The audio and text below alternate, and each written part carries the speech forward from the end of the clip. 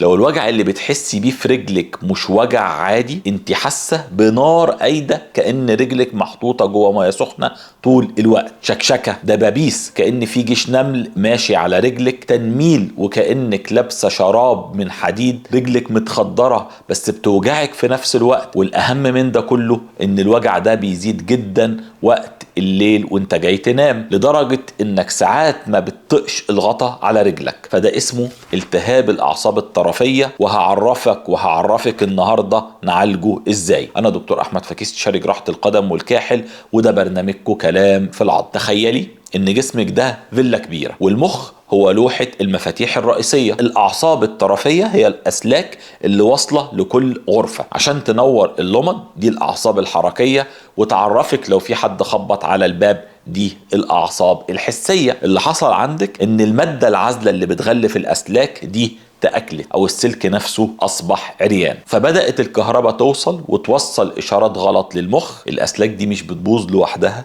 غالبا في سبب ورا المشكلة دي. أول هذه الأسباب هو السكر، ده العدو الأول. السكر العالي بيسد الأوعية الدموية الصغيرة اللي بتغذي العصب، فالعصب يجوع ويموت بالتدريج. حاجة التانية نقص فيتامينات زي فيتامين بي 12، ده هو الغطاء البلاستيك بتاع سلك الكهرباء اللي هو العصب. إصابات قديمة أو ضغط زي الغضروف اللي ضاغط على العصب في الظهر. طيب إيه ممكن يكون العلاج؟ إحنا هنا مش بنعالج بس بمسكنات، لأن المسكنات العادية زي البروفين وغيره ما بتأثرش على العصب ولا بتصلحه. خلطتنا بتكون سيطرة كاملة، يعني نظبط السبب الرئيسي زي السكر علشان نوقف التدهور، أدوية الأعصاب زي أدوية مخصوص بتهدي كهرباء العصب وتخليكي ما تحسيش بإشارات وجع كدابة بتوصل للمخ، تغذية العصب، حقن وكبسولات فيتامينات بتركيزات معينة علشان نساعد العصب يرمم نفسه مرة تانية. التهابات الأعصاب مش مجرد تنميل، ده جرس انذار لجسمك كله. ما ينفعش نسيب أعصابنا بتتعرق أكتر من كده. دمتم في عافية من الله وفضل، وكلامنا كله كان كلام في العظم.